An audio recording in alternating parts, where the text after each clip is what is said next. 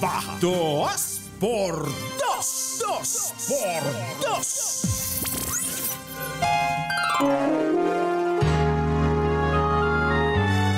Kauna-unahan sa Pilipinas.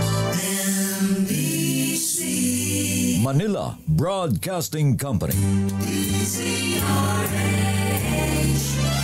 DZRH. Member, kapisanan ng mga broadcaster ng Pilipinas. Member KBP, oras! Eksakto en punto, 6:04.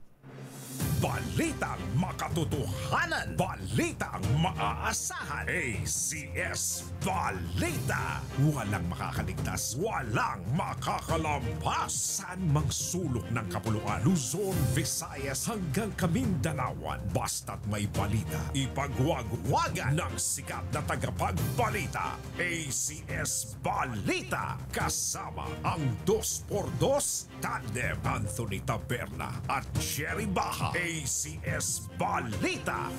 Ang programang ito ay hatid sa inyo ng ACS Manufacturing Corporation, ISO certified, maker of world-class quality Pride detergent.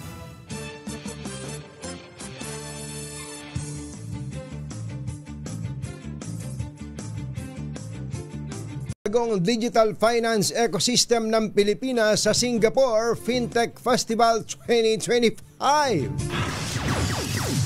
San Miguel Corporation may alok na 1,000 trabaho sa job fair sa Manila City Hall. PBBM, hindi opsyon ang mag-resign kasunod ng pasabog ni Senator Amy na siya ay gumagamit ng illegal na droga. Quote card ni First Lady Liza sa banat ni Senator Amy, fake news.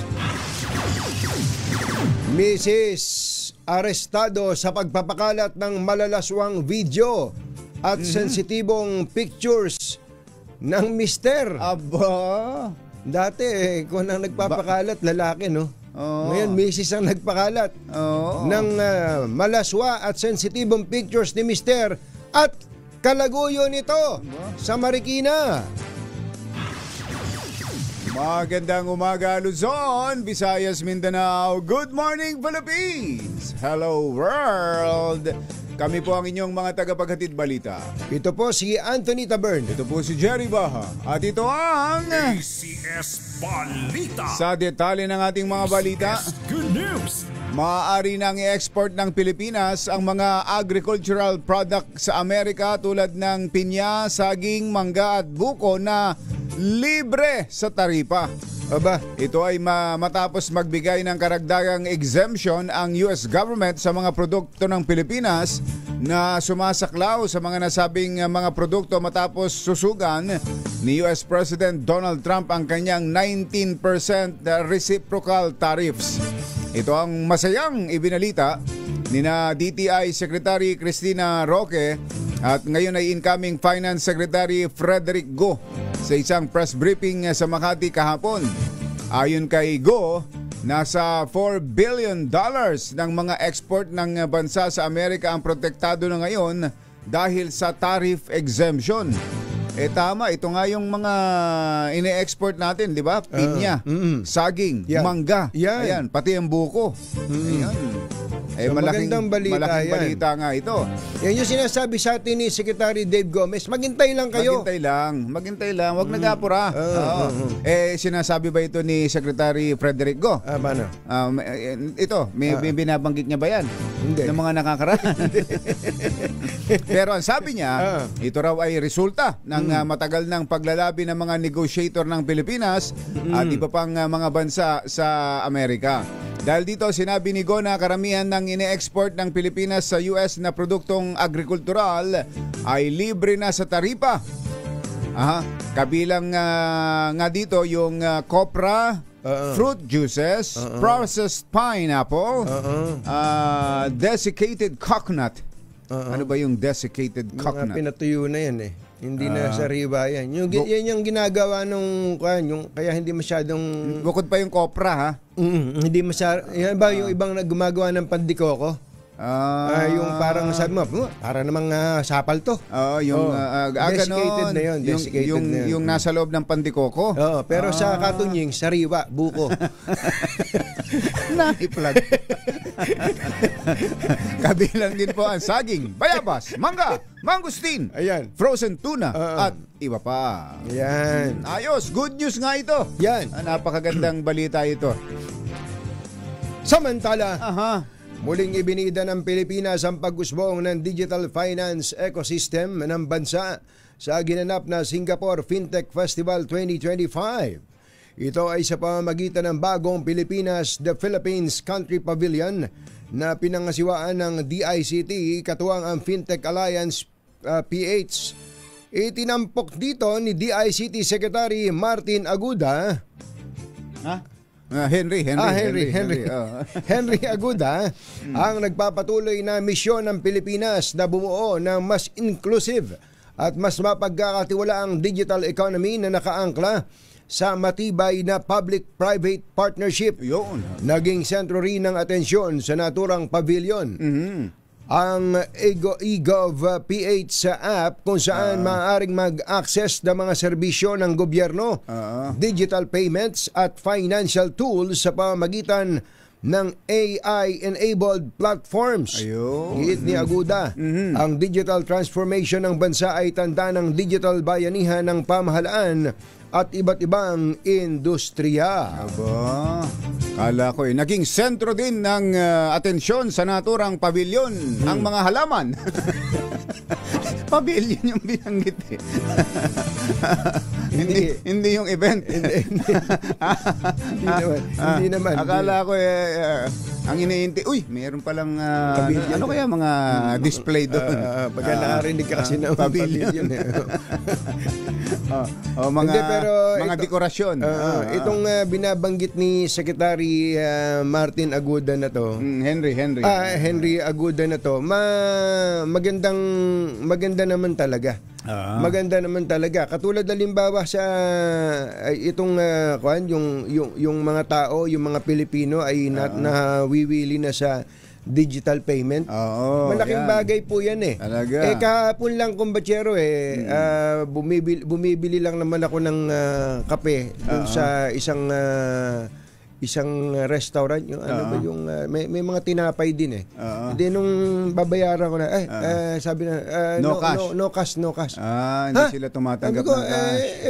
Natimplan na niya. Paano kung wala ako? Sabi ko, paano kung no pay? Sabi mo, no pay. No money. No honey. Sabi niya, no money, no honey. Okay. No sugar. Nagkaloko-loko na yung kwento. Ibig sabihin kong bachero, talagang ini-encourage nila ang paggamit ng cashless transaction. Cashless na. Mga digital payments na yan. Sobrang importante po ngayon yan. Kaya lang, magagaling din yung mga scammer kasi Kaya nga yung iba, marami pa rin. Hindi lang iba, marami pa rin ang takot dyan sa mga fintech na ganyan. Totoo. Sa mga e-wallet na ganyan. Yun kung bachero, Singapore na yung binabanggit ko sa iyo. Alam ba ngayon sa Singapore, lumundag ng napakataas ang bilang ng mga reklamo o kaso na pinafile sa kanila dahil yan yung mga scam. Ayun, nako. Kung ano yan, Singapore na yan. Singapore pa yan. Dito sa atin, ang sikat na sikat ay ang GCash, yung Maya. Meron pa yatang iba. May mga bagong sumusulpot na ngayon eh. Yung Gmaya. Hindi, di ba yung nga yung Paymaya dati? Ngayon, Gmaya pinagsama. GCash tsaka Maya. Meron pa isa, binanggit ni Sir Simon. Boss, Simon, paki-text mo nga. May binanggit siya eh. May bago daw eh. Fortune yata. Fortune? Parang kung di ba gumagawa sigarilyo yan? Ayun, yun nga. Ayun, may isa pa. Pero mas maganda nga, maraming ganyan. Mas marami. Pero alam nyo, importante talaga yung mga nauna eh. Talaga. Para naalala niyo yung mga survey firms. Pagka ang nag-survey ay yung Pulse Asia, tapos ay yung SWS. Reliable yan. Pagka may mga bago, hindi na, wala, pagdududahan na. Iba yung nauna. Pero dapat yung mga papasok, May mga sinasandalan din nila, mga malalaking kumpanya ng mga existing. Ayun, totoo yan. Ayan ating Yoli Crisanto ng Globe at ng GCash. Bigyan naman. Laban tayo dyan. Alas 6:14 ang ating oras. Diyos maray na aga sa Intugabos mga Bicolano. Mata na mo, gising na. Hindi opsyon ang pagbibitiw sa pwesto ni Pangulong Bongbong Marcos. Ito ay ginit ng Malacanang sa harap ng panawagan ng mga kaalyado ni Vice President Sara Duterte na mag-resign na ang Pangulo. Ganun. Sinabi ni Palace Press Officer Claire Castro na nais ng mga taga-suporta ni VP Sara na paalisin sa pwesto ang Pangulo para pumalit ang Vice Presidente. Kailangan pa po bang i-memorize ito? Lahat naman yata ng supporter ng Vice Presidente ang nais ay paalisin sa pwesto ang Pangulo. Bakit? Para pumalit ang Vice Presidente? So, option ba ito? The President is still working and keeps on working for the country. So, hindi po option sa administrasyon, sa Pangulo ang pagbibitiw. Ayun. Ano sabi? Kailangan pa bang i-memorize yan? Alam mo na yan! Napangiti mo si paring Ray yun. Meron pa ba yun? Meron pa ba yung paring Ray yung kailangan pa bang i-memorize yan? Sabi ni ano yung bata natin niya? Kadyot lang. Kadyot lang. Andyan pa ba yun? Andyan pa pala yun. Ayos. Alas 6:15 na ng umaga, Achi, Mr. Jalamtang, Lakyam, Chapgohun. Pinabulaan ni First Lady Liza Araneta Marcos ang kumakalat na quote card sa social media kung saan mababasa ang umani reaksyon niya sa akusasyon ng kanyang hipag. Ay, ganon? Na si Senator Amy Marcos na gumagamit siya at si Pangulong Bongbong Marcos ng illegal na droga. Hindi pala siya talaga yon? Nung nabasa ko, sabi ko ang ganda nung una, pero nung pangalawa, yung medyo pangalawang parte nung quote card, teka, totoo kaya ito kako? Ayun nga, hindi nga pala totoo. Hinahanap ko para... Sa nasabing quote card, mababasang hindi na umano makikipagtalo ang First Lady bilang pagrespeto sa kapatid ng kanyang asawa at kanyang biyanan. Pero, peke umano ang pahayag gaya ng muka ni Senator Amy na retokada. Ayun nga, ito, kinuha ko. Ayan, So, fake pala ito. Fake yan. Pinakita na ni Mother. Sabi ni First Lady Liza Araneta Marcos, fake yung quote card na yan. Pero parang sa taas kasi, galing sa yung account nila. Hindi, yun nga yung account niya yung sinasabi niya na peke yung post na yun. Yung post na yun. Tinawag nitong sa social media post ng First Lady, tinawag nitong fake news ang quote card na may caption na speaking of fake news, welcome to entertainment Pinoy style. Una nang nilinaw ng Presidential Communications Office na peke ang kumakalat na quote card umano ng unang ginang. Pero itong pagde-deny nila na to na yung ang peke yung sinabi na pero yung mga statement mo fake kasing fake ng mukha mong retokada. Hindi, actually yung buong quote card fake. Wala siyang statement, wala siyang statement. Wala siyang statement. Wala siyang nilabas na statement na ganun. Kumbaga wala siyang statement. Kaya yung buong quote card fake yun. Kaya lang, habang i-deny nila yung quote card na yon, inulit pa. Inulit na? Hindi ba, inulit niya. Pinost pa doon sa official. Kaya nga Kaya nga parang ang dating sa akin kaya nalilito tuloy yung tao. Di ba parang... kasi pwede yan sabihin, o kaya lagyan mo ng X na gano'n. Dapat nilalagyan ng X yan. Kung ako doon sa admin nung Facebook page ni First Lady, yung official na yan, lagyan nyo na X. O kaya lagyan nyo fake. Kaya hindi ko maisip na fake akala ko talaga siyang nag-post. I-deny niya yung quote card. Dinideny niya. Pero dapat yung nag-deny niya, nilagyan niyo ng ganun. Yun, dapat fake. ganun. Di ba? Yan, naturuan tuloy namin dapat kayo. ganun. Ganun. Parang baka naman alam nila yung ganun pero hindi ginawa. Hindi niya ginawa para malaman ng para matawa yung mga tao dun sa komento na yun. Ano yun? Fake mong fake yung pahayag fake gaya ng ng mukha mo na retukada. Parang ganun. Nako, Mario Josep, ano? Alas 6:19 ang ating oras. Mayang buntag kaninyong tanan mga Bisaya. Mata na mamutiha. Gising na ba kayo? Isang 32 anyos na misis ang inaresto ng Marikina Police dahil ito na yung inaabangan na ni paring Ray kanina pa. Inip na. Dahil sa pagpapakalat ng sa online ng sex video at sensitive na larawan ng kanyang sariling mistress. Kasiping ang kanyang kalaguyo. Larawan ng kanyang sariling mister. Sariling mister at yung kalaguyo niya. Kalaguyo ni mister. Ayon kay Police Colonel Jenny Texon, hepe ng Marikina Police, nagkaroon ng pagdududa ang misis na may ibang babae ang kanyang mister. Kaya pinakialaman nito ang kanyang cellphone. At doon na niya nakita ang malalaswang video at litrato. Ano pangalan nung babae? Ellen?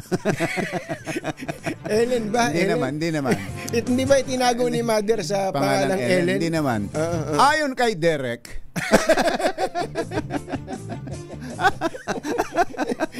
hindi nga si Ellen pero si Derek naman ito. Tsaka bawal pala yon. Yung pakikialam ng cellphone ng mister. Bawal yun. Bawal yun. Ayan, pansinin ninyo sa mga misis dyan. Totoo nun, sabi nga ni Mother, yung prinsipyo ni Mother, yung pinapalaganap na prinsipyo ni Mother. What you don't know won't hurt you. Ayun. Totoo nga. Tatama nga naman yun. Gaya nga nung isa. Tinatype pa niya. Ako nga natuklasan ko yung dahil sa cellphone. Kasi yung ang sinasabi ni Mother doon, ba't mo pa bubulat-latin yung kung masasaktan ka rin lang. Natutunugan mo na. Tapos gusto mo pang saktan yung damdamin mo. Pero ito, ang nangyari, talagang ipinost pa niya. Pinakialaman yung cellphone at ipinost niya. Dahil sa galit, ito na. Pinakalat ng misis ang nakuha niyang mga video sa cellphone ng kanyang mister, ang mga photo and video, at ibinahagi din sa mga magulang at kamag-anak. Nako. Ikinalat sa social media. Inamin ng misis na ipinakalat nga niya sa social media ang maseselang larawan at video ng kanyang mister at ng kalaguyo nito dahil sa sobrang galit. Yun yung mga talagang sobrang galit na ganyan. Talaga. Sinabi ni Colonel, sobrang galit, yung talagang galit, marami kang magagawang bagay na minsan baka pagsisisihan mo sa huli. Sinabi naman ni Colonel Texon. Sino naman yan? siya yung Marikina Police. Marikina Police. Happy pa yan. Hepe. Na nagsisisi ang ginang sa kanyang ginawa. Ito na nga yun. Mother, tama yung ginawa mo. Tinan mo, hindi ka nagsisi. Hindi siya nagsisi. Si Kwan ang nagsisi. Sino nagsisi? Sino nagsisi? Si Aya. Si Mother.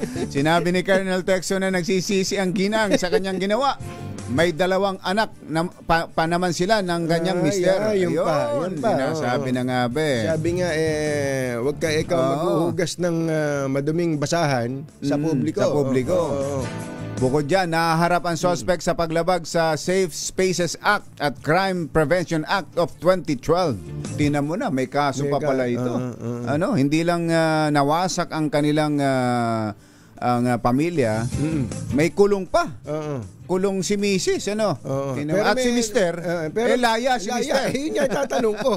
Yun yung tatanong ko. Si Mrs. katakot-takot ang kasong iniisip ng pulis kay Mrs. Si Mister. Si Mister na siya ang nakipagkabitan, may kalaguyo, at pinagtaksilan niya ang kanyang asawa. Tapos siya malaya. At mas malaya siyang makagagawa ngayon. Lalo nga, nakakulong siya.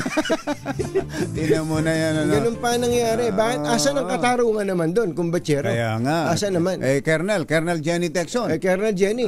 Baka naman... si Colonel Jenny babae. Babae. Colonel Jenny Texon.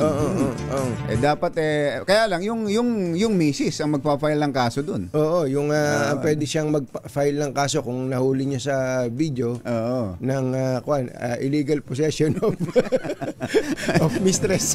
Sasabihin ng lalaki, hindi ako yan! AI yan! Ba't ka nagreklamo? Ba't niya inireklamo yung misis niya? AI lang pala yun. Inilagay kasi yung mukha ko.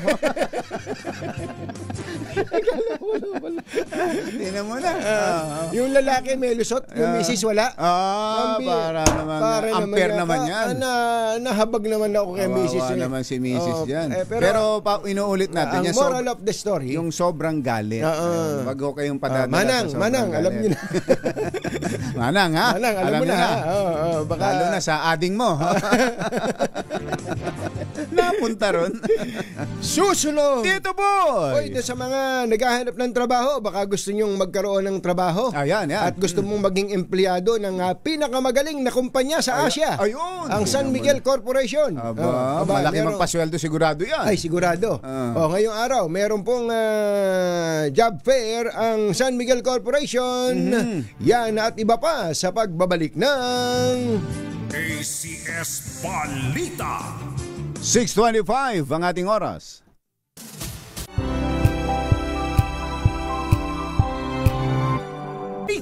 ACS Balita. Ang programang ito ay hatid sa inyo ng ACS Manufacturing Corporation, ISO Certified, maker ng world-class quality Pride detergent. Hi! Maganda morning! Anong araw today, kumbachero? Today is Laundry Day Friday! Yuhuu! At pag Laundry Day Friday, all you need is Pride washing machine detergent. May triple stain away formula, kaya tanggalang makapit, madikit, malupit na dumit man siya, kaya easy ang labada. Kaya pala mula noon hanggang ngayon, all you need is Pride! All you need is Pride! ACS! Ang 2x2 tandem Anthony Taberna at Jerry Baja. ACS Balita. Maraming nakaka-relate sa kwento na yun, maraming nagme-message at marami rin naman mga... Yung nag-message ba sa'yo ay lalaki o babae? Lalaki. Lalaki. Tago na lang natin sa pangalang Vic Lima. Uy, ano ba ni Vic yung kwan? Ayun nga sinend ko sa kanya yun yung taga Viva Max. Naalala ko rin tuloy. Bukod sa naalala ko si Vic, nung mabasa ko yun, naalala ko rin ang cellphone. Oo nga, no? Tama-tama, cellphone din ang pinag-uusapan. Nasira ba yung cellphone? Hindi, matibay yun matibay yun yung mga sinaunang cellphone. Yung slick, ultra slick. Di ba, Kuyang Jerry Haspio? Nako. Alam na alam ninyo, ha? Si Kuya Jerry Cupido Asuncion ba? Alam din ba niya yan? Alam niya yan at hindi siya madadali ng mga ganyang problema. Uy, birthday pala ngayon ni Attorney Abet Hidalgo ng Carigara, Leyte. Attorney Abet, happy birthday. Alas 6:30 ang ating oras. Ito yung good news natin, kumbachero, sa mga job seekers. Magkakaroon po ng job fair ang San Miguel Corporation ngayong araw, November 29. Gaganapin ito sa Manila City Hall, Freedom Triangle sa A. Villegas Corner, Taft Avenue. Ayan. Sisimula ng naturang job fair mamayang alas 9 ng umaga at magtatagal hanggang alas 3 ng hapon. Naku, napakagandang opportunity ano nito. Ano mga trabaho ang inaalok dyan? Kahit siguro tagatikim, sabi siguro na iba, kahit tagatikim lang ng beer, pwede na ako. Ganun ba? Alamin namin kung matapang na yung beer na yan. Kailangan, kung alam mo kung kaibahan, San Miguel beer ba yan o beer na beer? Nagkaroon dapat alam mo. Meron pa ba nun? Yung beer na May beer. beer na beer pa ba? Meron pa yata. Yan yung Matagal ng probinsya. Matagal na nagbakbakan yan, no? Yung beer na beer at San Miguel beer. Pero hirap talagang itumba nung mag-beer muna tayo. Iba talaga may pinagsamahan. Kaya pwede ba dyan ng manager? Manager kaagad? Manager na lang. Kahit manager sa paggawa ng Pure Foods. General Boyet Burgos, magandang morning! Tinawag ni Senate President Pro Tempore Ping Lacson na very un-Filipino. Eto na. Very un-Filipino ang pahayag ni Senator Amy Marcos laban sa kanyang sariling kapatid na si Pangulong Bongbong Marcos. Kaugnay ito ng sinabi ni Senator Amy sa kasagsagan ng INC rally na gumagamit umano ng illegal drugs ang Pangulo. Para kay Lacson, hindi ugali ng mga Pilipino ang ginawa ng senadora at pribadong niresolbasan na nito ang issue sa kapatid, gaya ng ibang mga away ng mga magkakapatid na inaayos sa loob ng tahanan. Dismayado si Lacson sa nasabing hakbang ng presidential sister at naniniwalang politically motivated ang nasabing pahayag. Hindi naman sinabi ni Lacson kung ito'y iimbestigahan ng Blue Ribbon Committee. Hindi, dagdag ko na lang yun. Dahil si Lacson ay chairman ng Blue Ribbon Committee. Ayan, ha? Scripted at bugso ng damdamin ang naging pahayag ni Senator Amy Marcos laban sa kanyang kapatid na si Pangulong Bongbong Marcos. Sino naman na nagsabi niyan? Ito ang iginiit ni Palace Press Officer Claire Castro sa panayam ni Jerry Baha habang wala. Yan nga pala. Anthony Taberna. Alam mo naman ito, Ara? Ba't dinidin mo pa to? Kasunod ng talumpati ni Senator Amy sa INC rally kung saan inakusahan ito sina PBBM at First Lady Liza Araneta Marcos na gumagamit umano ng illegal na droga. Giit ni Castro, malinaw na ang tanging layunin ng senadora sa kanyang mensahe ay siraan ng Pangulo at hindi para makiisa sa panawagan ng INC na panagutin ang mga sangkot sa flood control anomaly. Kaya ko magbasa ng body language. Binabasa niya. That's a script. Hindi pwedeng bugso lang ng damdamin niya yon. Bugso ng damdamin, iba topic mo. That's ridiculous. So prepared yon. Prepared niya yon. Kung alam mo ng INC yon, definitely hindi na rin alam. Kasi pag akyat ng tao dyan, hindi naman alam ng pamunuan ng INC kung ano sasabihin niya. At hindi naman alam ng INC kung yung papel na hawak niya ay ano laman. Pero dapat iginalang niya kung ano ba ang adhikain ng INC. Ang INC na dyan para sa peace rally. Ayun, naglabas na rin ng statement ng INC na hindi parte ng usapan yung sinabi ni Senator Amy. Pero preparado siya. Yun nga, yung nakikitang papel, para may binabasa siya. Tumitingin siya doon sa papel Binabasa niya. Binabasa siya. Yan po ang tinig ni Auntie Claire Castro. Iginit naman ng political analyst na si Professor Dindo Manhit na mas mainam na ipagpatuloy na lamang ni Pangulong Bongbong Marcos ang niyang trabaho at panagutin ang totoong mga nasa likod ng flood control scandal. Ayon kay Manhit, bago pa man magsalita si Senator Amy sa Iglesia ni Cristo Rally, ay matagal naman nang kumakalat ang akusasyon laban sa Pangulo tungkol sa droga. Gate ni Manhit, nagkakaisa ang tinig ng tambayan sa panawagan dapat na maipakulong ang mastermind sa anomalya. They can simply ignore this accusation by simply doing their job. Kasi yung ingay, yung galit, lalong-lalo na kung saan ito nabanggit sa isang rally ng INC na ang issue ay transparency at pananagutan sa mga nagnakaw. Ito nila ang trabaho nila, ang pansin, na talaga may panagutin, may ipakulong base sa mga ebidensya ng mga lumalabas. Si Professor Dindo Manhit. Samantala, pinaimbestigahan na ng DILG ang kung pasok sa inciting to sedition ang panawagan ng ilang mga rallyista noong Lunes na Marcos resign at pagkalas ng armed forces sa pamahalaan. Sinabi ni DILG Secretary John Vic Remulla, paiirali ng katotohanan, pananagutan at hustisya sa nasabing investigasyon at dadaan sa tamang proseso. Punto ni Remulla, ang kalayaan sa pagpapahayag ay may kaakibat na responsibilidad. Kailanman tiniyak ng kalihim na hindi makakaapekto ang isasagawang investigasyon sa mga rallyista na nabigyan ng permit sa ikalawang araw ng kilos protesta. Naghatid ng kabuuan ng ating ACS Balita. Ito po si Jerry Baha. Ito po naman si Anthony Taberna. Kasama ang 2x2 tandem Anthony Taberna at Jerry Baha. ACS Balita. Balitang makatotohanan, balitang maaasahan. ACS Balita. Ang programang ito ay hatid sa inyo ng ACS Manufacturing Corporation, ISO certified, maker ng world-class quality Pride detergent. This time check is brought to you by Kung good vibes ang hanap, Hataw, humahagupit, lumalatay na komentaryo sa himpapawid. 2x2. Walang takot sa paghimay sa masalimuot na isyu ng bayan. 2x2. Humahataw na mga balita at impormasyon. 2x2.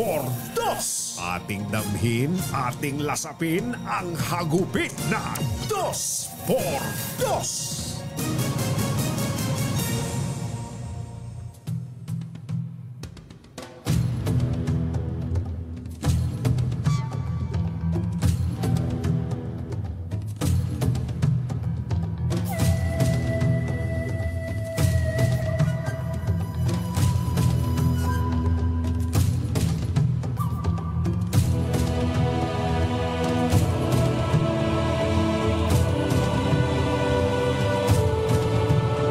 Inabsuelto ni Senate President Pro Tempore Ping Lacson si Pangulong Bongbong Marcos sa aligasyon ni dating Congressman Saldico kaugnay sa 100 billion pesos insertion sa 2025 national budget.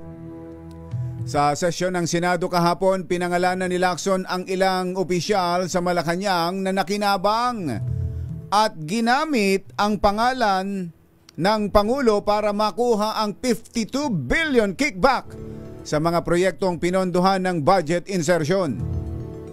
Ibinatay ni Lacson ang kanyang pahayag sa ginawa nilang investigasyon at pagsusuri sa 2025 national budget ni Senator Win Gatchalian na napagtibay ng tumawag sa kanya si dating DPWH Undersecretary Robert Bernardo upang ituwid ang pahayag ni Zaldico kaugnay sa 100 billion budget insertion. Ang mga kumpasyeron, Pagmaitim ang balak, magtago ka na. 2x2, si Jerry at si Anthony. Narito na, 2x2, hahataw ng todo. Urado ka, 2x2, ang katotohanan. Dala nila, 2x2, walang sinasamba pali. Maniwala ka, 2x2, hataw ng gusto, tol. Umasa ka, 2x2, 2x2.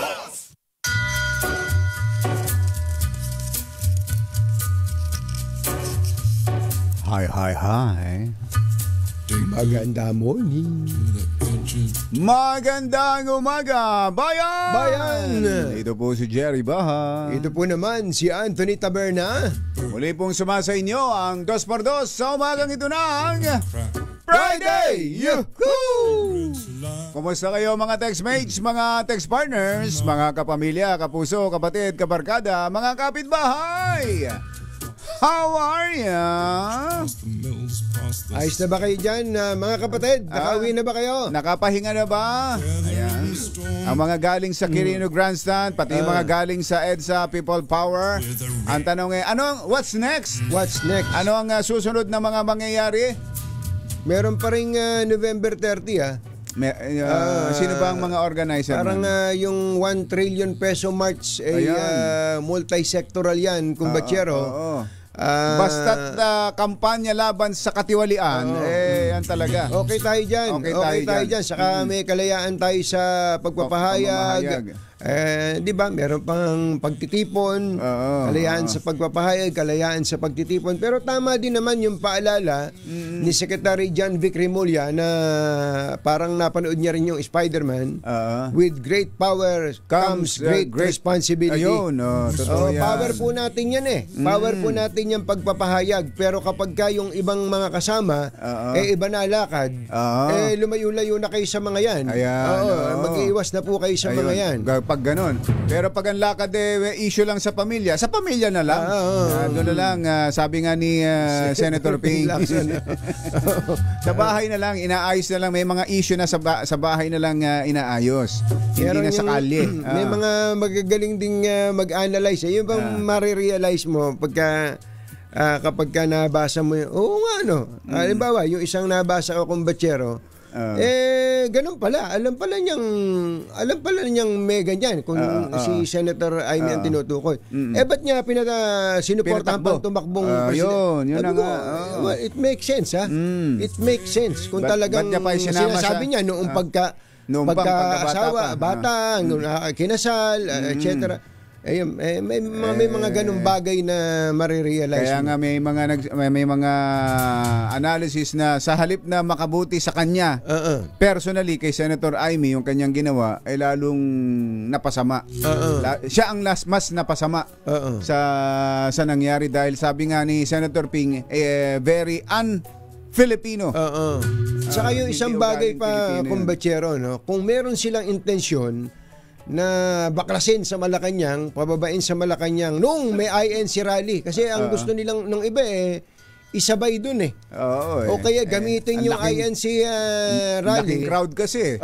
Para pwersahin ng Pangulong Bongbong Marcos na bumaba sa pwesto. Nag-backfire pa. Dahil sa yung mismong ang pamunuan ng Iglesia ni Cristo ang nabigla doon sa sinabi niya dahil hindi naman yun ang paksa ng kanyang tatalakayin dapat. Tinigil tuloy. Tungkol sa hanggang bago umakyat pala si Senator Amy Kumbatsero, nire-remind siya na stick with the topic Ang topic ay General Appropriations Act lang. Budget yung ibang lang. mga speakers dito mula pa kanina at pati mga speakers kahapon ay walang binabanggit tungkol sa destabilization, papapabagsak sa gobyerno. Ang totoo nga ayaw ng INC na pabagsakin ng gobyerno, hindi ganun ang layunin. Hindi ganun ang layunin. Umuo naman daw. Kaya lang yung pala mismo laman ng kanyang speech. Kaya nakasulat. Ang nangyari kumbatsero nung pagkatapos nung speech, hindi naman siya binastos, hindi naman siya pinutulan ng... May video pa nga na kinakamayan siya nung mga nandun sa rally hanggang sa makababa siya. Pero yun respeto. Respeto na lang yun. Tapos hindi siya papatayin ng mikropono doon. Baka sabi ng iba, ba't hindi niya pinatayin ng mikropono? Hindi naman ganun. Hindi naman ugali ng Iglesia ni Cristo yung ganun. At hindi maganda. Kahit sino ay hindi magandang gawin yun. Yung bigla na lang papatayin. Inimbita mo para magsalita tapos papatayin mo. Papatayin ng mikropono. Ang nangyari po, pagkatapos nun ay baklas na, uwian na. Kasi baka biglang yung ibang na-agitate doon, gamitin pa yung mapayapang pagtitipon, inumpisang mapayapa.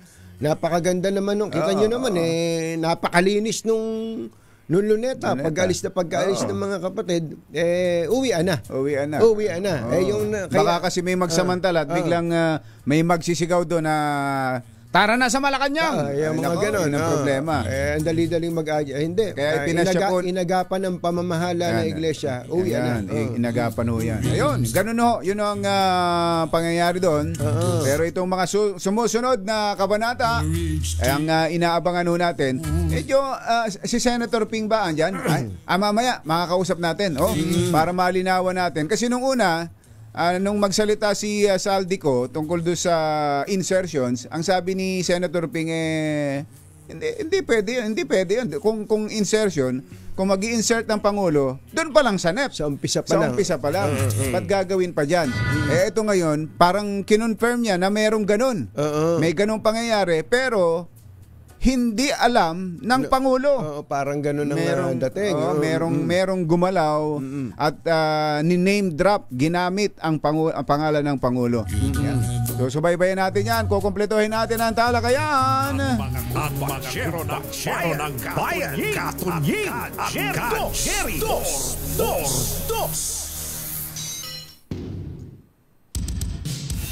10 minuto na lang, alas 7 na ng umaga.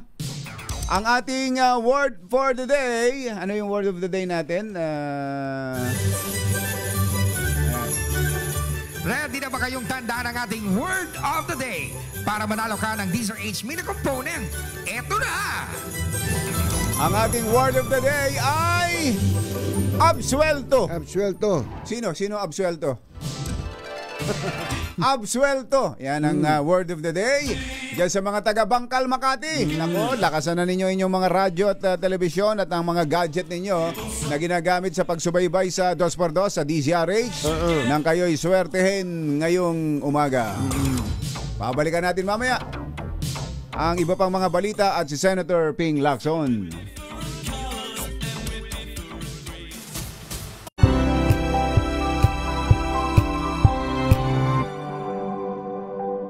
Bansero ng bayan, Katunying, Jerry Dos.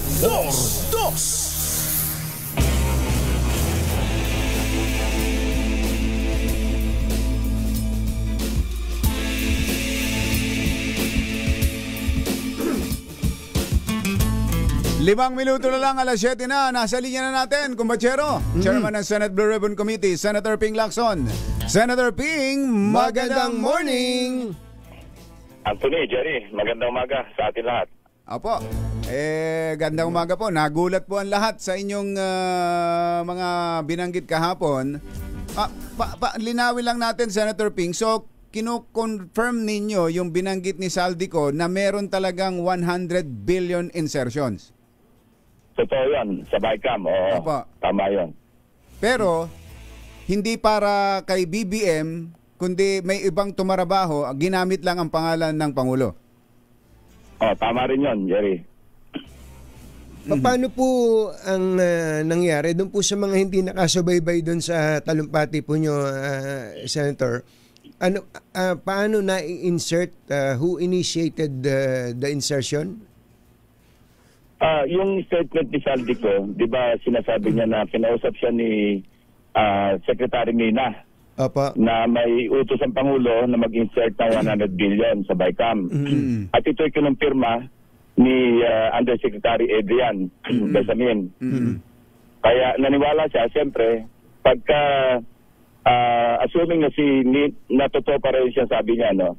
Pag si Mina na pangandaman at si Adrian Besamin ang nagsabi sa iyo, at ikaw ay wala naman direktang pakipag-ugnayan sa Pangulo, maniniwala ka. Kasi may representation talaga yung dalawa.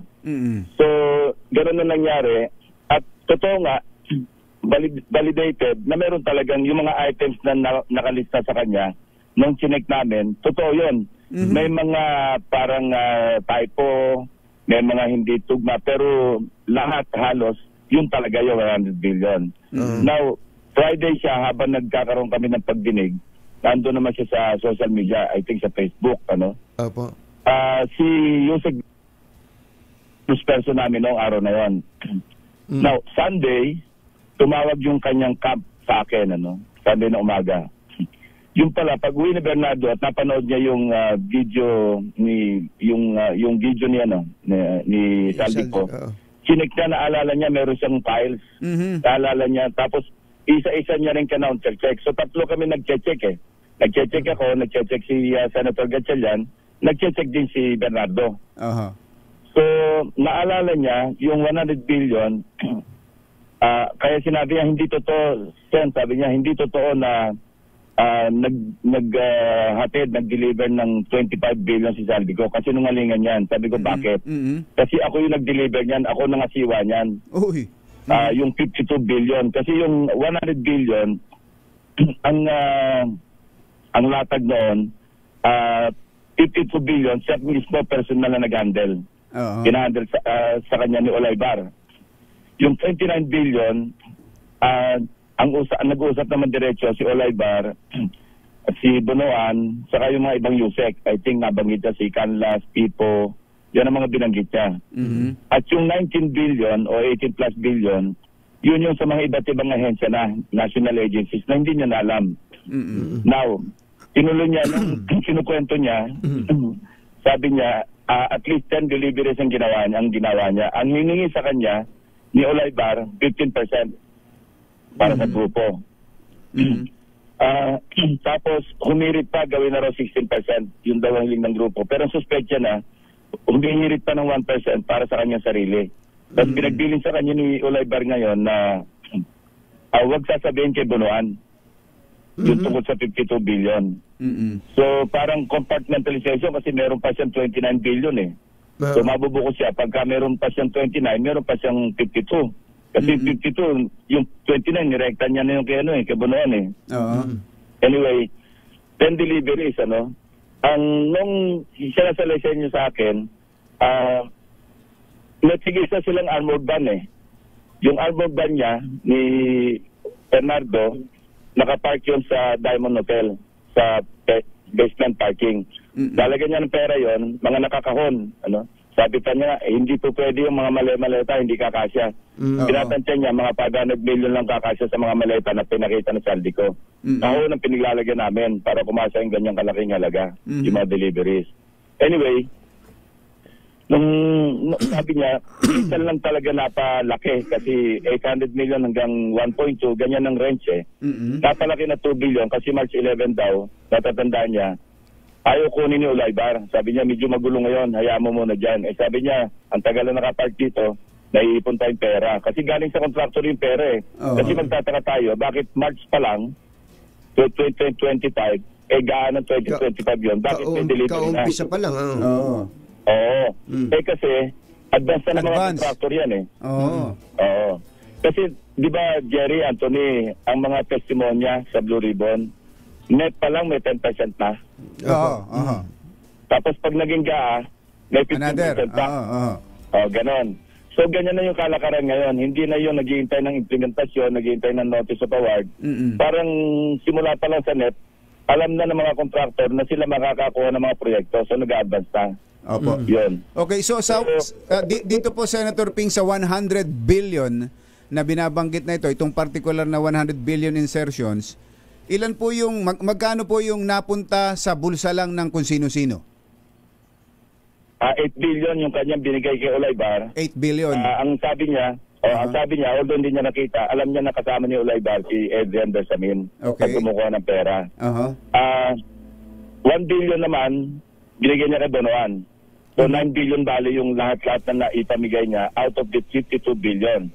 Kung merong kinita doon sa 29 billion, ang nakakalam na lang doon, siyempre, grupo ni Olaybar, saka si Bonoan. Saka ang nabanggit siya, pati si Yusef at si Cabral. Kasi ang nagpiprepara ng listahan, kasi magtataka ka, saan kukuha ng mga proyekto na isisingit si Olaybar saka si Adrian.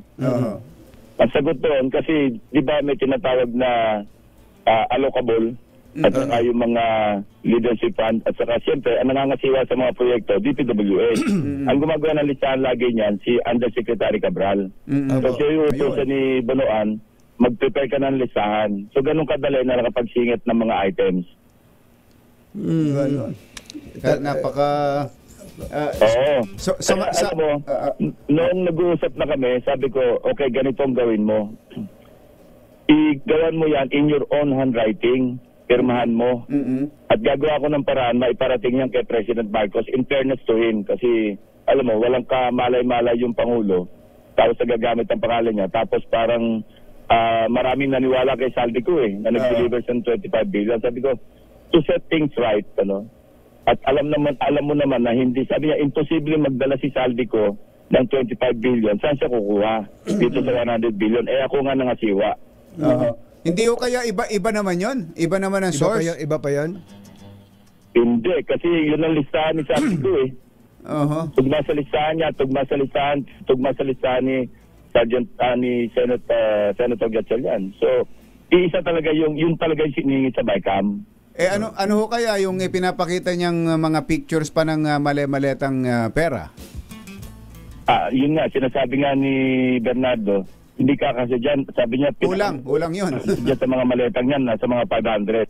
Oo. Hindi, saka may mga marke, may markings 2024 yata, Senator Ping, no? Yung maleta ni Saldi. Hindi. Yun yung mga cash out niya doon sa kanyang, siguro nakaligtaan niya. Hindi niya na napag-aralan mabuti. Alam mo, pag nagsisinungaling ka, sigurado may mga butas-butas eh. Pag hindi totoo, lalabas at lalabas, mayroong pagkakamali. So, sinasabi niya, cash out 2024, hindi ba? Tapos, ang isa pang kamalian niya, baka nakalimutan niya, January 2025, tinanggal na siya eh. Appropriations eh. Yes. So, paano pa siya makakapag-deliver? Tama po yan. Yung pong, bago ko na malimutan, yung tungkol dun sa 100 billion insertion, di ba may vinito? Lahat po ba na yun ay yung 100 billion na implement? May ano? Yung po bang 100 billion na insertion, na-implement po ba yan? O hindi ba may binito si Presidente? Ganito, yung pa isa, no? Yung sa 100 billion na yun, nung chinig namin doon sa listahan, sa GAA mismo, meron kasing malaki na dito kasi ni Presidente doon sa GAA eh. Kasi nga sabi niya, mangled eh. Hindi niya na makilala. Nagdito siya ng 194 billion. Chinik namin yung mga vetoed items. Meron 3 doon na nakalista kasama doon sa 100 billion na sinasabi ni Saldico. 3 items yun. Ang total nun, 1.150 billion. So, yun, mali na naman yun. Kasi kung ikaw ang nagsingit, ba't mo ibibito? Pangalawa, lahat yun sa simula, naka-FLR, naka-4 letter release, naka-hold. Oo. So kung ikaw ang Pangulo na nagsingit, ba't mo ito 4 letter release para makadeliver ka agad sa'yo ng sinasabing 25 billion, ipaparelease mo yun, hindi mo papahold. So, kaya... Pero eventually po, yung na-FLR na yun, yung na-FLR ay na-release din? Pinapacheck pa namin kung ilan yung naka-hold pa at ilan yung naka-release. Wala may mga kontraktor nakapag-advance na. Oo. Ito pa, ang sabi ni Bernardo, kasi nga, parang kinapos yata yung nakapag-abono pa siya. Sabi niya, may utang pa nga sa akin yung sina-Oliver eh. Kasi nag-advance siya eh.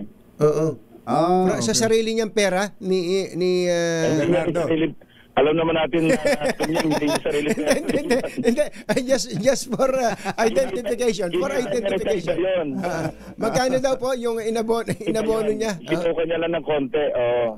Magkano daw po binanggit niya? Kaya nga sabi sa kanya raw ni Oliver, very good. Hindi mo nakadeliver ka. Parang halos 1 buwan lang yun na-deliver niya eh. Senator Ping, magkano daw po yung inabono niya? Hindi ko na natanong.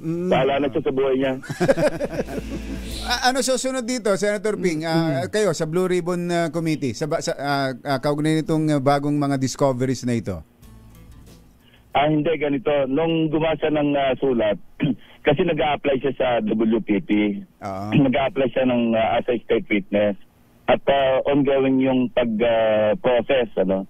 Ang concern niya, sabi niya, pagka nagsulat ako ni Chuck, kailangan i-convert ko ito agad sa supplemental affidavit. Sabi ko, gawin mo na yan. At kakausapin ko yung Secretary of Justice, si Secretary Vida, na ito, kasi may urgency, ginawa mo lang susulat, pero eventually, gagawin mo rin supplemental affidavit yan.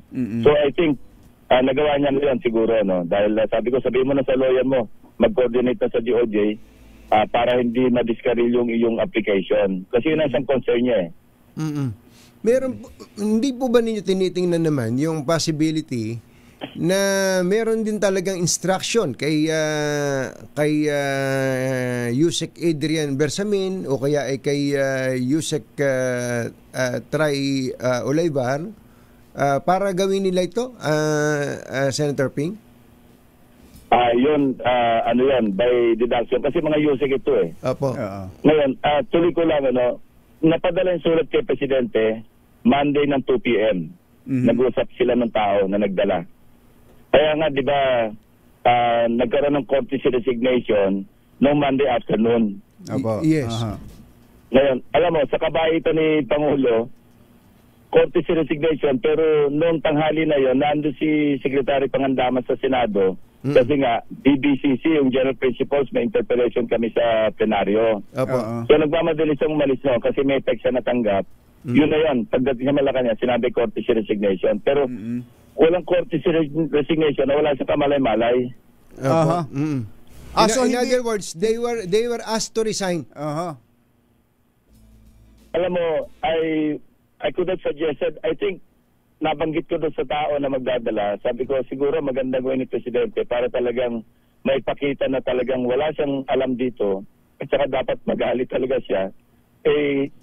Tanggalin niya, tapos paimbisigan niya. Na sa ganun, maliwanag, kwentas klaras, na talagang wala napakabait Resignation pa rin, out of delicatessa ang ginamit pero dito ho kaila Secretary Pangandaman tsaka kay ES Bersamin, sa harap po nitong mga bagong discoveries na ito, sila ba dapat dapat na pag-resignin at o palitan sa pwesto? Basta, hindi. Wala na sila, di ba? Wala na silang dalawa Opo, pero yun nga sabi niyo hindi naman ito courtesy resignation, kundi pinag-resign. Sa statement ni Bernardo, kasi tawag si Bonoan kay ES Bersamin. Sino bang paano ba itong 52 billion? Paano ba papacilitate? Siyempre kailangan i-release ang sagot, hindi na kami na bahala dyan. We'll take care of it. So, nabanggit din si Esper Samin ni Bernardo. Sa usapan nila ni Olaybar. So, lahat po ng items na ito ay nag-originate sa DPWH. Well, at least yung 81 billion, ano? Hindi, lahat ng 100. Kaya lang, nai-assign sa ibang ahensya ng national agencies yung 19. 18 to 19 billion. Yung 81 billion sa DPWH. Okay. Tapos out of the 81, 52 hinandle ni Bernardo. Pati yung 29, nirekta ni na Olaybar. Rumekta sila man sa mga contractor, sa mga district engineers, sa mga RD. Sariling diskarte ni na punuan yon sa kanil Olaybar. Kaya nga ayaw pa sabi ni Olaybar kay Bernardo, huwag mo sabihin kay Sec Bonoan. Kasi malalaman na meron ka pa palang 29 billion, kasama ka pa sa meron po bang pagkakataon na pinicture ni Yusek Bernardo yung mga pera na yan? Alam mo, pag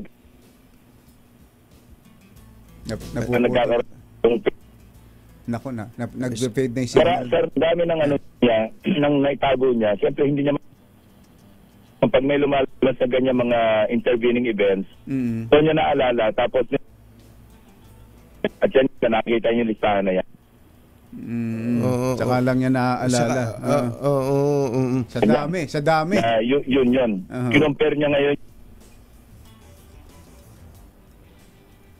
Sayang napuputol no? Napuputol tayo. Pero sana makabalik kay Senator Ping. Tsaka doon sana sa paano tayo makakatiyak na sasabihin talaga lahat ngayon ni Bernardo. Tama na hindi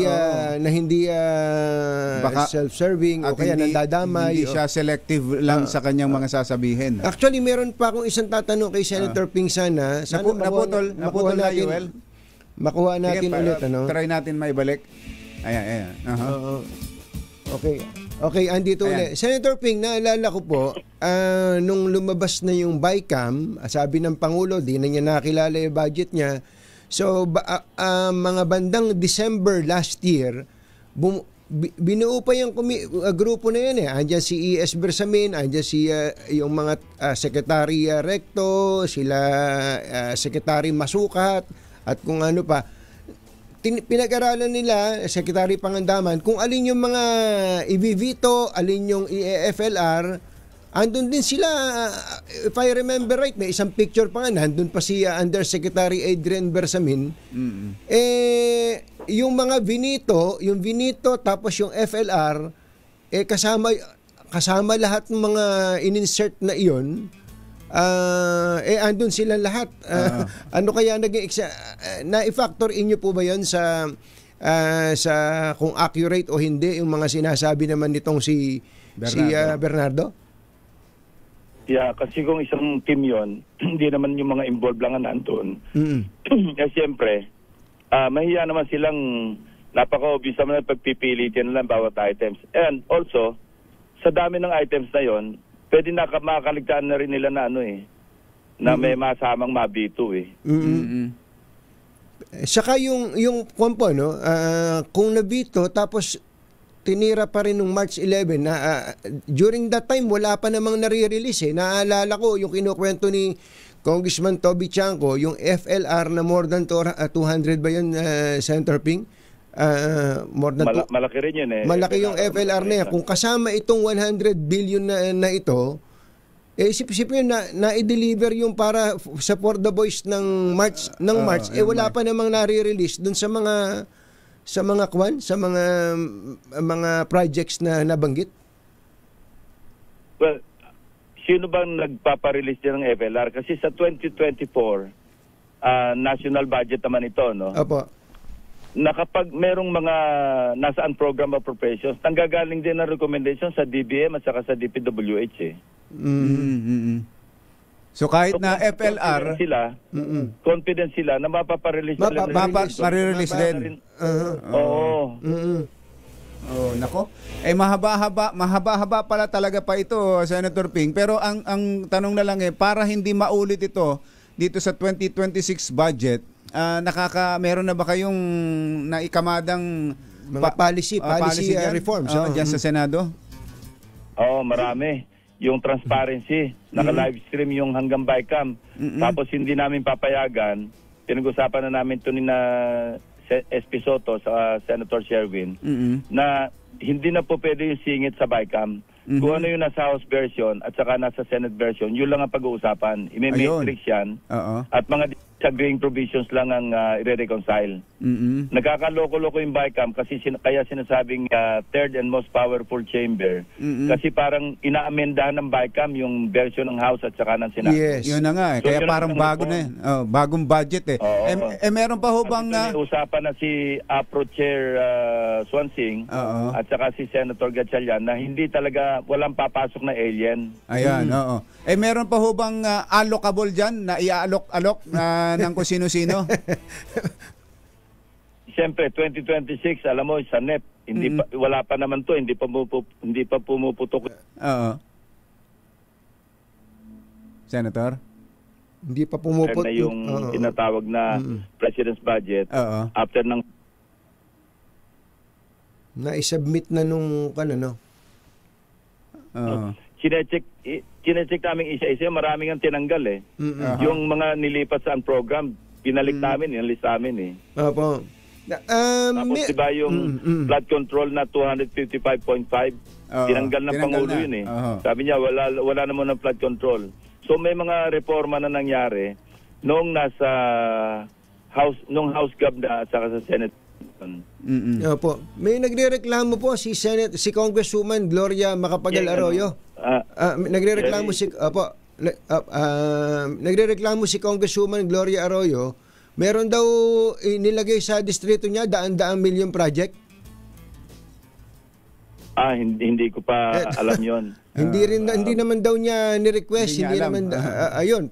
Pero party po ito ng 2026 budget na po, Senator Ping check namin sa Senate version kung ano 'yon. Kung hindi niya alam, patatanggal namin 'yon. Ayun, nagrereklamo siya. Last na lang po, Senator Ping, sa ibang topic naman, nung pong isang araw na nagsalita si Senator Amy at pinatigil nga ng Iglesia ni Cristo, yung pong rally, dahil hindi naman yung parte ng usapan tungkol sa GAA, dapat ang i-discuss niya, inambush ni Senator Amy yung INC rally. Tingin niyo po ba, at kayo naman may mga access pa rin sa Intel community, yung bang ginawa ni Senator Amy na yun, meron bang kasunod na hakbang sana to to oust the president? Well, obvious naman ang motibo, politika eh. Kasi sunod-sunod yan eh, lumabas si Saldico. Tapos sina Mike Defensor nagsasalita ng kung ano-ano na binugbog yung isang aide ni Saldico. Puro kababalagan. They really don't care at all. Kung alam nilang kasinungalingan na sinasabi, basta't makapag-destabilize. Obvious eh, sunod-sunod yung yung mga events eh. Kung ako yung mag-analyze, talaga orchestrated, calibrated eh.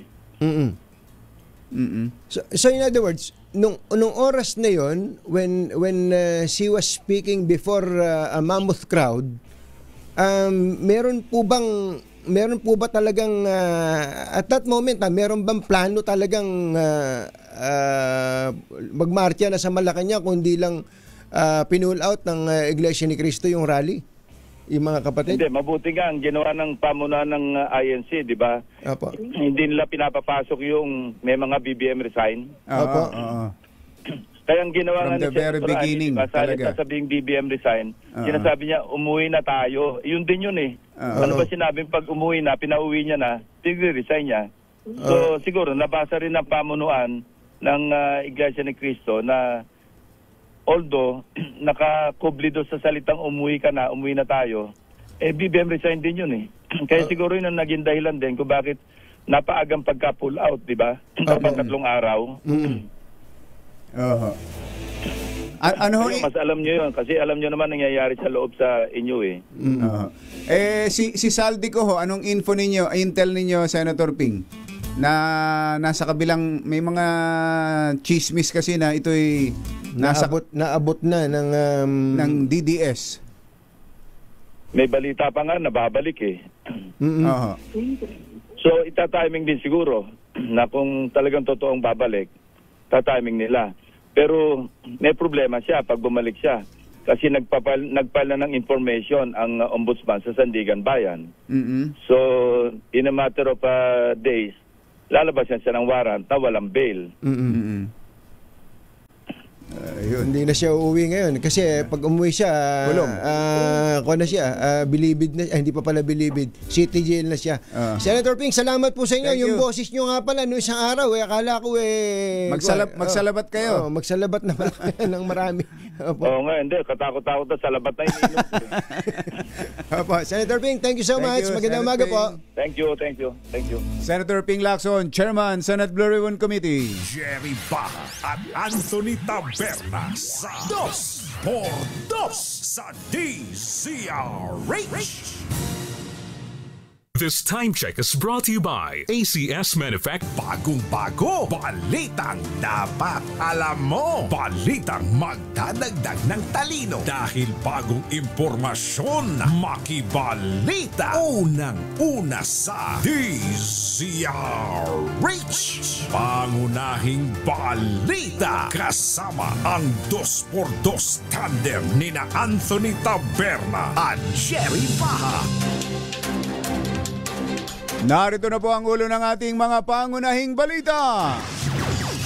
2 nag-resign na opisyal ng Malacanang nakinabang sa 52 billion kickback sa mga proyektong pinondohan ng budget insertion. Dating Congressman Saldico at iba pang DPWH officials kinasuhan sa Sandigan Bayan. Pangulong Bongbong Marcos hindi apektado ng ingay sa politika, hindi magpapadrug test. Pasabog ni Senator Amy kay BBM, hindi maka-Pilipino ayon kay Senator Ping Lacson. Net worth ni Pangulong Marcos umabot sa 389 million batay sa kanyang isinumiteng SALN. Congressman Edwin Garjola tinukoy ni Congressman Leandro Leviste bilang biggest proponent. Ano daw? Biggest proponent ng mga proyekto ng DPWH. At overdose sa droga hinihinalang dahilan ng pagkamatay ng Viva Max artist. Magandang umaga Luzon, Visayas, Mindanao. Good morning Philippines. Hello world. Kami po ang inyong mga tagapaghatid balita. Ito po si Anthony Taberna. Ito po si Jerry Baha. At ito ang bago ang detalye ng mga balita, mamigay muna tayo ng pera.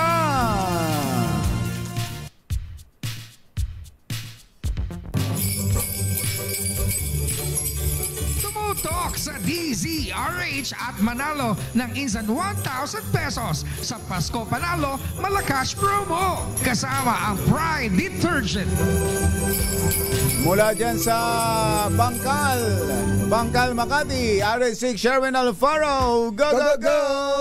Yes, Katoninka, Jerry, it's wet wild dito sa Barangay Bangkal sa Makati dahil katatapos-tapos samang umulan at basang-basa ang ating lugar ngayong umaga. Pero nandito tayo sa Bon Jovi Sari-Sari Store. Bon Jovi, ha?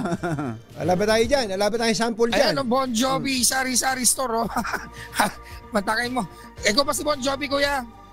My uncle. Oh, wow, your uncle is Bon Jovi. Bon Jovi, ha? So you are Bon Jojo. Bon Jojo. Ang pamangkin ni Bon Jovi, si Bon Jojo. Pangalan niyo po? Ramil, Leonardo. Si Kuya Ramil. Kuya Ramil, palagi yung nakatune in sa DZRH. Opo. O matakay mo yung kanyang radyo. Tignan mo yung kanyang mini radio. Yan ang kanyang mini radio. Maganda. Parang rice cooker, ha? Ayan yung harapan. Ayun. Ewan ko naman itong cameraman natin. Yung tagiliran yung kinukunan. Ala ko naman, parang metro ng tubig. Ano yung tinutungtungan? Itong metro ng tubig. Yan yung nasa iba mga na metro ng tubig. Ayan, o. At ano yan? Galing pa sa abroad? Opo. Imported? Abroad sa mall. Sa mall. Si Bon Jojo, hindi malinaw kausap. Ano hanap buhay ni Bon Jojo? Dati po, Bantay Bayan po. Bantay Bayan. Sa barangay. Sa barangay na po. Barangay BSDO. Bantay Bayan, hindi Bantay Salakay, ha? Opo. Talagang bantay bayan, barangay. Pero malaman natin kung talaga nagbantay ito sa ating word of the day. Ayan. Alam mo ba ang ating word of the day? Aba, absuelto. May ganun pa eh. Yan ang binabayaran doon. Kala ko action star. Ang tindi absuelto. May pa-ganun pa no? Dahil nakuha mo ating word of the day. Eto, meron kang DZRH mini component! Yay! Kaya na para sa mini component, para meron ka pang kapatid yung iyong mini radio. O kapatid ng mini component, ang mini radio. At syempre meron ka rin 1,000 pesos sa tindaman sa katinay ng Pride Detergent. At syempre meron ka pang DZRH t-shirt at DZRH Noche Buena basket. Ano masasabi sa 2x2? Maraming salamat sa 2x2 DZRH, sa mga staff ng DZRH. Anthony Taberna, Jerry Baha. May mga gusto ka pa bang sabihin? Merry Christmas to all! Ayun! Okay! 1,000 pesos para sa syempre sa kanas mo ng 1,000 pesos. Lagi tumutok sa DZRH. Baka kayo nasusunod natin winner sa DZRH Pasko Panalo Promo. Atin sa atin ng Pride Detergent. Arch number 6, Sherwin Bat Alfaro DZRH. Una sa Pilipinas, una sa Pilipino. Thank you! Sa ilan natin mga balita, posibleng umanong nasawi sa drug... DZRH, pangunahing balita. Hindi, may update tayo, kumbachero. Maya-maya, abangan ninyo, ha? May update tayo doon sa Viva Max. Sa Viva Max artist. Matindi tong update na to. Sabihan niyo po ang report dyan. Kanina, kababasa ko lang, may issue ng droga, na drug overdose ang kinamatay. Yes. Pero nung una kasi parang pinagdududahan yung boyfriend. May update. Kaya ang tinitingnan kung may foul play. Kaya may kalmot daw sa kabilang pisngi. Ayun, malalaman natin mamaya. Samantala, kumbachero. Napansin mo ba na mas marami na ngayong nakakaalala sa mga nanay at tatay na nasa probinsya, yung mga nandito sa Manila, yung mga anak na nandini sa Manila, kumusta na kaya sila tatay, sila kapag ganitong panahon ng taon. Oo nga, madalas kasi pag busy tayo sa trabaho, nakakalimutan natin kumustahin sila. Lalo na yung memorya nila, kung sharp pa ba at alerto. Kaya nga ako, sinisiguro kung may N+ Gold si nanay. Alam mo ba, kumbachero, na itong N+ Gold, may essential vitamins at minerals na tumutulong sa brain health at cognition. Talaga? Oo. Abay, yan ang magandang tanda ng pagmamahal. Yung inaalagaan mo, pati ang isip at kalusugan ng magulang. Correct. May vitamin B complex pa yan para sa nerve functions at communication ng brain. Kaya kahit senior na, malinaw pa rin mag-isip at masigla pa rin kausap. Kaya nga mga kumbatsero, kung miss nyo na rin sila nanay at tatay, tawagan nyo na sila, kumustahin at huwag kalilimutang ibili ng N Plus Gold. Ipakita ang tanda ng inyong pagmamahal with N Plus Gold, available sa Mercury Drugstores at iba pang leading drugstores nationwide. Pangunahing balita. Naglaan nga po pala ang Philippine Amusement and Gaming Corporation ng mahigit sa 32 million pesos bilang tulong sa mga pamilyang naapektuhan ng Bagyong Tino at Super Typhoon Uwan na nagiwan ng malawakang pinsala sa iba't ibang bahagi ng bansa. Magkano? 32 million pesos. Wow. Ayon kay PAGCOR Chairman and CEO Alejandro Tenco, ang nasabing halaga ay ginamit para makabili ng 31,000 relief packs na naglalaman ng mga pagkain at non-food essentials upang ipamahagi sa mga apektadong lalawigan. Sinabi po ni Chairman Tenco na nasa 15,000 relief packs na nagkakahalaga ng mahigit sa 14 na milyon ang naibigay ng PAGCOR sa OCD Region 6 and 7 upang matulungan ang mga naapektuhang komunidad. May panibagong batch yan 16,500 relief packs na nagkakahalaga ng 18 million. Kasalukuyan niyang pinamimigay sa mga komunidad na naapektuhan ng Super Typhoon Uwan sa Camsur, Catanduanes, Aurora, Batangas, Bulacan at Negros Occidental. Ayun. Pangunahing balita. 7:49 ang ating oras.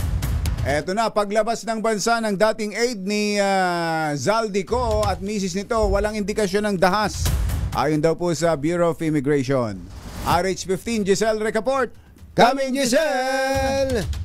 Sa Jerry Capining, kinumpirmahan ng Bureau of Immigration na lumabas na ng bansa yung dating aide ni resigned Congressman Zaldico na si John Paul Estrada at misis nito ngayong taon. Pero sabi sa DZRH ni Immigration Spokesperson Dana Sandoval, wala silang record ng departure incident, walang indikasyon ng anumang dahas o paggamit ng peking pasaporte yung pag-alis ng mga ito sa Pilipinas.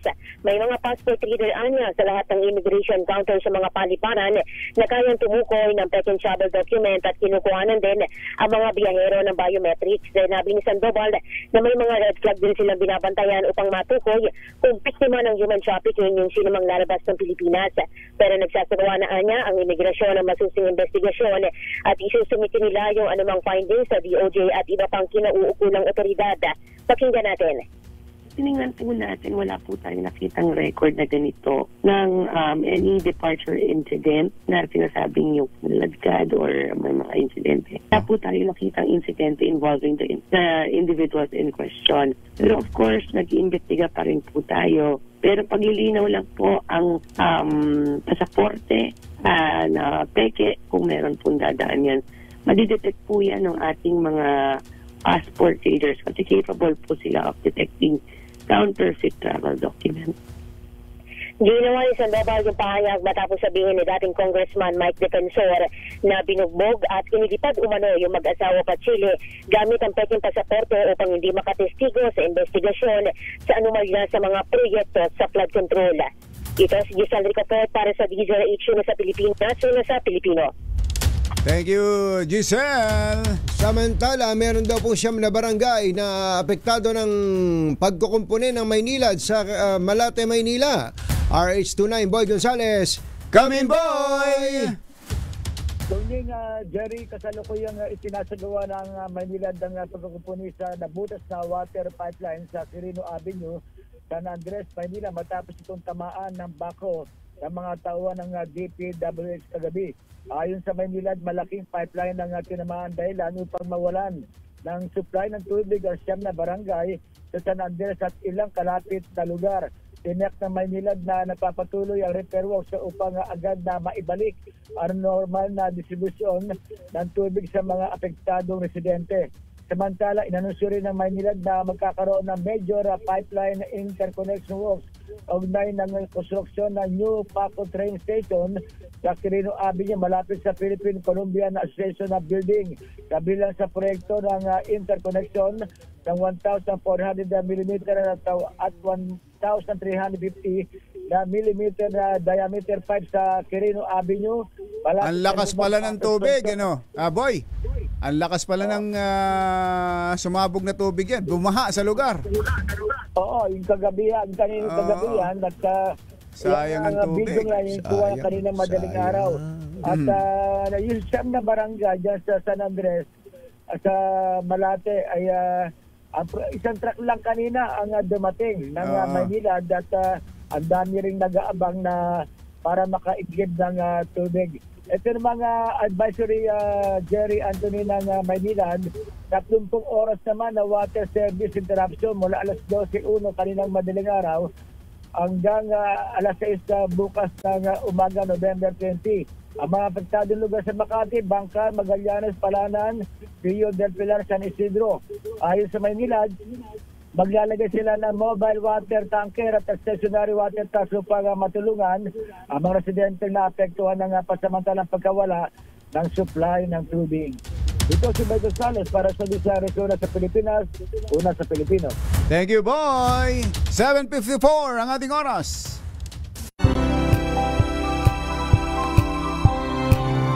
Nagmamadaling Flash Report. Flash Report! Kuha tayo ng update sa pangyayari sa dating Viva Max star na si Gina Lima. Kanina ang balita ay inireport na ang ikinamatay nito ay drug overdose. Pero may balita naman tungkol sa kanyang dating boyfriend. Parang iniimbestigahan tong kanyang dating boyfriend eh. Ano ba ang latest? Yan. Kausapin natin si Lieutenant Colonel Jose Luis Aguirre, ang Station Commander ng Laloma Police Station. Colonel Aguirre, good morning po. Si Katunying po at saka si Ka Jerry. Hello? Hello, Colonel Aguirre. Colonel? Meron po kasi tayong hindi kagandang balita na natanggap at kukumpirmahin lang natin mula dito sa Station Commander mismo ng Laloma Police Station sa ilalim ng Quezon City Police District. Napangalan kong batyero nung ex-boyfriend ni si Gina Lima. Ivan Ronquillo. Ronquillo. Andito na si Lieutenant Colonel Jose Luis Aguirre. Colonel Aguirre, good morning po. Si Katunying po at saka si Ka Jerry. Good morning po, sir. Opo, meron daw po tayong balita tungkol sa ex-boyfriend ni Gina Lima na si Ivan Ronquillo. Opo, sir. Kanina lang po, sir. May report po na may nag-report po sa amin na ito po yung boyfriend niya ay nagpakamatay daw po, sir. Ano po ang circumstances po, Colonel? Sir, yung nag-big T po siya. Yun sa report po dito sa amin. Sa ngayon po, dinala po siya sa QCGH Hospital at nire-revive po siya. Diyan din mo sa sariling bahay nila kung saan din natagpuang nanggaling yung si Gina Lima, Colonel? Opo, sir. Same house? Opo, sir. Ayun po sa report sa amin, sir. Kasi ano po lang po na ito, sir. Kaka-report po lang po. Iniimbestigahan pa po namin, sir. So, anong ibig sabihin? Nire-revive? Ibig sabihin may chance pa na makasurvive? Anong update sa QCGH? Ngayon po, sir, ina-update namin. May report naman po na ulit na dumating po sa amin na daw po na namatay na daw po. Dead on arrival. Namatay na. Doon sa... Namatay pa rin po siya at dineclare na po siya napatay. Kakarating din lang nung balita. Opo. Nung balita, sir. Yes, sir. Opo, okay. Opo. Iniimbestigahan po ba itong si Ivan Ronquillo, Colonel? Actually po, nung dinala niya po si Gina Lima, kasama rin po siya sa investigasyon kasi yung po SOP po namin. Pero later on found out po namin parang hindi naman po siya kasama. Hindi naman po siya wala po siya kinalaman sa pagkamatay ni Gina Lima. So hindi siya suspect o whatsoever, hindi siya person of interest, hindi po. Kasama rin po siya sa persons of interest pero hindi po siya yung kasama po siya sa persons of interest po. Pero na-cleared siya dahil wala kayong nakita. Walang indication ng foul play? Walang indication po nabugbog si Gina Lima. Kaya na siya ang pumatay, parang ganun. Inod lang po siya at pinakawalan din po.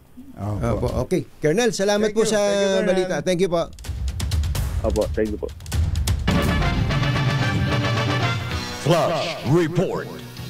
Flash Report.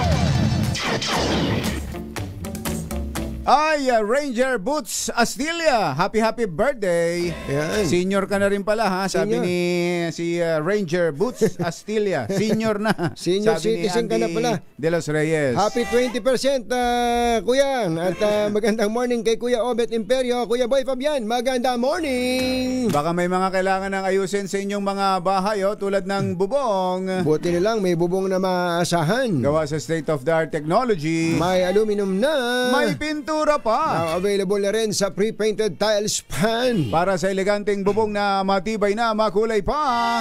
Mag-Cherry Loom pre-painted ka na. Iniyayanig ngayon ng Cherry Auto Philippines ang 7-seater hybrid SUV market sa paglabas ng all-new Tigo REV Luxury Edition. Starting at just 1,528,000 pesos, hatid ng all-new Cherry Tigo REV Luxury Edition ang high-tech na features, pogi at moderno ang itsura at syempre sulit na sulit sa laga. Ito ang tunay na game changer. Hoy, Kuyang Julius Imperio, meron itong 1.5 liter turbo engine at ipinagmamalaking Cherry Super Hybrid System. At gaano kalayo ang kaya nitong takbuhin yung combined EV at hybrid range. 1,400 kilometers lang naman. Panlayo naman yan. Marami rin itong safety features tulad ng 14 Advanced Driver Assistance System kasama ang Adaptive Cruise Control at 540 degrees camera. Kaya Secretary Banoy Lopez, ano hinihintay mo? Mag-upgrade ka na para hindi ka nagko-commute. Subukan na ang Cherry Tigo REV LE. Yay! Bye! Happy weekend! Woohoo! Damdaming bayan! Susunod na! This time check is brought to you by ACS Manufacturing Corporation, ISO certified, maker of world-class quality Pride detergent. Ang oras ay hatid sa inyo ng Osteoporosis and Bone Health Center ng Makati Med.